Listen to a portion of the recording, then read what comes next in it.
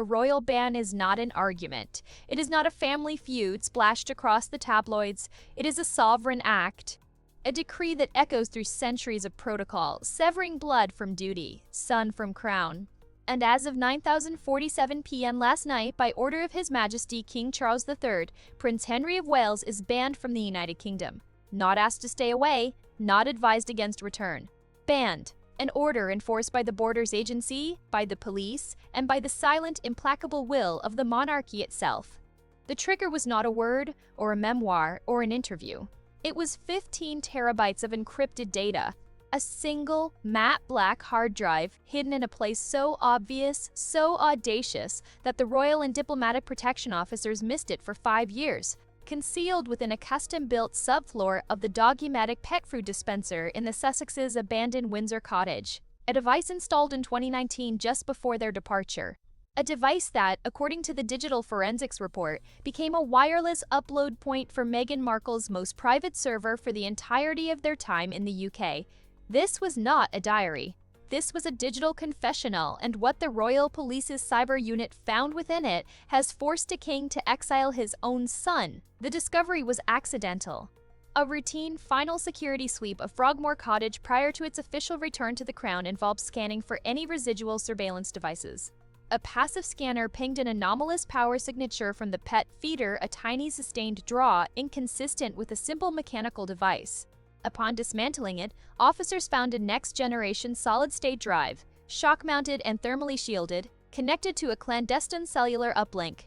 It was espionage-grade hardware. The contents, once decrypted by specialists from GCHQ, the UK's Signals Intelligence Agency, revealed a systematic, years-long project. It was Meghan's private archive, but not of photos or love letters. It was a strategic record.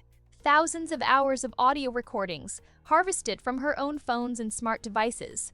Every conversation she had within the walls of royal residences, with Harry, with staff, with the late Queen, with Prince William and Catherine, was time-stamped, logged, and filed. Private rants, tearful breakdowns, harsh criticisms of protocol, Harry's most vulnerable moments of self-doubt, all captured. But Section 7 of the archive was different. Coded future leverage. This contained dossiers, research files, financial profiles, and behavioral analyses compiled not on enemies of the couple, but on the senior working royals themselves. On King Charles, a detailed log of his alleged private exasperations about the cost to the monarchy, with annotations suggesting potential public relations vulnerabilities. On Prince William, a psychological profile pieced together from Harry's drunken, private confessions, focusing on his competitiveness and fragile ego. On Catherine, notes on her family's past and her alleged insecurities, compiled from palace gossip. It was, in the words of the senior investigating officer, a blueprint for strategic coercion. The intent, according to the security services, was not necessarily to use it, but to possess it. To hold the emotional and reputational secrets of the future king and his family on a server she controlled. It was the ultimate insurance policy, suffocating silence for 28 minutes. He then did 3 things, in rapid succession. First, he called the commissioner of the Metropolitan Police and the director of MI5 for a joint, secure conference. Second, he instructed his private secretary to draft the instrument to ban not as a royal family matter, but under the ancient residual powers of the crown prerogative, specifically those pertaining to the defense of the realm. Third, he placed a direct, secure video call to his son in Montecito. That call lasted 4 minutes. What was said is known only to the 2 men and the intelligence officers monitoring the line, but the outcome is the law of the land. The ban is absolute and indefinite. Harry is prohibited from setting foot on British soil. Any attempt will result in detention and deportation. His UK security protection, funded by the state, is permanently revoked. His right to occupy any royal residence is terminated. The titles of Duke and Duchess of Sussex are not stripped that requires complex legislation, but they are now dormant and unrecognized by the Crown. For all official purposes, he is Mr. Day. Henry Mountbatten Windsor, a foreign national. The official statement from Buckingham Palace was a masterpiece of terrifying finality. After consultation with His Majesty's government and the relevant security authorities, The Duke of Sussex's presence in the United Kingdom has been deemed contrary to the interests of national security and the integrity of the monarchy. Appropriate measures have been taken. National security. Integrity of the monarchy. These are the words of statecraft, not of a father. They frame Harry not as a prodigal son, but as the spouse of a hostile operator. The hidden drive did not just reveal Meghan's actions, it retroactively justified every fear, every coldness, every resistance the institution ever showed her. It proved the palace's paranoia was prescient, and in doing so, it made Harry's passionate defense of her look either tragically naive or willfully complicit. He is now stateless in spirit. America is a home he shares with the architect of his exile. Britain, his homeland, is a fortress with the gates locked against him. And somewhere in California, a hard drive's worth of secrets has accomplished what no tabloid, no feud, no interview ever could. It has made a prince in exile, in fact, not just in feeling. The ban was not a private grief. It was a geopolitical event. Within minutes of the palace statement, the machinery of the world's media, governments, and financial markets convulsed. This wasn't a family spat, it was the crown invoking national security protocols against one of its own. The implications are nuclear, and the fallout is creating three distinct simultaneous crises. Crisis 1. The constitutional earthquake. The use of the crown prerogative for a ban is a weapon from a different century. Legal scholars are in a state of disbelief. While the king acts on advice, the power is uniquely his. By applying it to a family member in a matter of domestic security, King Charles has set a terrifying precedent. He has weaponized sovereign authority for what critics are calling a digital bloodletting. Parliament is furious but impotent. To challenge it would force a constitutional showdown and reveal the secret evidence, which the government will never allow. The monarchy has just shown its fangs, and the message is clear. The institution's survival trumps even the heir's own brother. The firm is not a family. It is an organism that will amputate a limb to save the body. Crisis 2. The American legal firestorm. Harry's immigration status in the United States just became his most pressing vulnerability. He is on an O1 Extraordinary Ability visa tied to his work with Arkowell. The revelation that his spouse maintained what the UK government labels a hostile intelligence archive targeting a key NATO ally's head of state triggers a mandatory review by US Citizenship and Immigration Services. Our sources in Washington confirmed the Department of Homeland Security has opened a file HS 788, classifying Harry as a person with elevated risk association. This is not a deportation order yet. It is a flag that freezes his life. He cannot renew his visa. He cannot apply for a green card. He exists in a legal limbo, wholly dependent on the discretionary patience of the US government.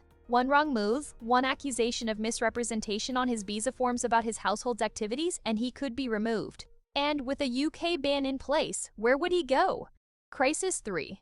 The total corporate annihilation. At 5:02 a.m. Pacific Time, the Arkowell office received a simultaneous batch of emails. Netflix, Spotify, Penguin Random House, the remaining brand consultancies, all invoking morality clauses and the more devastating national security contingency clauses buried in their contracts. The partnerships are not paused, they are void. All future payments are ceased. Past payments are being audited for potential clawback. The Harry and Meghan brand is not damaged. It is legally radioactive. No major corporation can be associated with an individual whose spouse is implicated by a foreign ally's intelligence service in a hostile archive case. The financial river that funded Montecito has instantly run dry inside the Sussex compound. The atmosphere is described by a former staffer as post-apocalyptic. Meghan is reportedly barricaded in the North Wing with her mother, Doria. Harry is in the South Wing with two remaining Loyal Protection Officers, former SAS men he pays personally, as his state-funded detail is gone. Communication between the wings is via lawyers only. The house is undergoing a digital exorcism by a private Israeli security firm, scanning for any other hidden devices or compromised systems. Every smart device, every speaker, every car has been removed.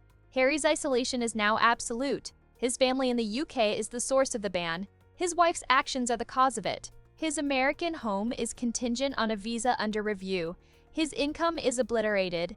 He is surrounded by vast wealth he can no longer access in a mansion that feels like a museum of his own ruin. Our psychological consultant, analyzing the limited reports, suggests he is likely experiencing a catastrophic grief event, the loss of his country, his identity, his purpose, and potentially his family, all at once. The man who fought for mental health awareness is now in a crisis no therapist can reach. But the most chilling development is emerging from London. The royal police, in conjunction with MI5, are not finished. The hard drive contained cryptic references to a Project Evergreen and the Los Angeles repository. Intelligence analysts believe the Frogmore drive was a backup. The primary archive, the continuously updated version, is believed to be held offline in a secure facility in California. The UK government has now formally, through diplomatic channels, requested the US Department of Justice to open an investigation into Meghan Markle for potential violations of the Espionage Act for gathering and holding protected information on a foreign head of the King's ban was not the end. It was the beginning of an extraction. The British state is now moving to legally isolate Meghan in the hope that Harry, facing the abyss alone, will be forced to choose. To save what's left of his life, he may have to provide testimony against his wife, turn over the Los Angeles repository, and become the star witness in the case that destroys her. It is the ultimate brutal play. To rescue the prince by sacrificing the princess, the walls are not just closing in, they are being built, brick by legal brick, around them both. The truth of a ban is not in the document that declares it. It is in the silence that follows, the calls that don't come. The empty calendar, the sudden staggering irrelevance. Harry is not banned from a place, he is banned from a future. The offer is now on the table. It came via a secure diplomatic pouch to the US Attorney's office in Los Angeles, and from there to his new grim-faced American lawyers. It is a proffer agreement, in exchange for his full, sworn cooperation detailing everything he knows about the hard drive, the Los Angeles repository, and Meghan's intent. The US Department of Justice will grant him immunity from prosecution. Furthermore, the UK will, in a secret side protocol, lift the ban and allow him to return as a private citizen, though forever stripped of royal status and protection. It is a path off the scaffold, but it requires him to light the fuse that will blow his family apart. This is the king's true, merciless calculus. It was never about punishment, it is about containment and extraction. By making Harry's existence in America untenable and then offering the single, narrow bridge back to his homeland, Charles has forced the ultimate choice. Your children's legacy and a life with a future, or your wife. There will be no dramatic confrontation. No screaming match in Montecito.